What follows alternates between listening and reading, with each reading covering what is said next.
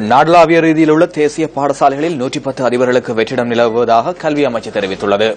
இந்த வெற்றிடங்களை நிரப்புவதற்காக விண்ணப்பங்கள் கோரப்பட்டுள்ளதாக அமைச்சின் செயலாளர் உபாலி மாரசிங்க கூறியுள்ளார்.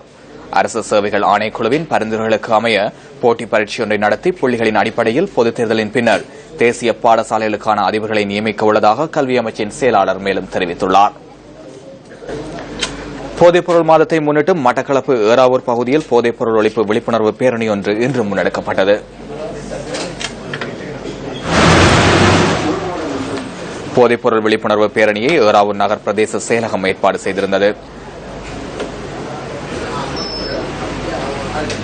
ஏறாவூர் நகரசபைக்கு முன்பாக ஆரம்பமான இந்த பேரணி பிரதான வீதியூடாக வாலியப்பா தாய்கா பிரதேசம் வரை சென்று நிறைவுற்றது. சுகாதார திணைக்கள அதிகாரிகள், போலீசார் மற்றும் பாடசாலை மாணவர்களும் இதில் பங்கேற்றனர்.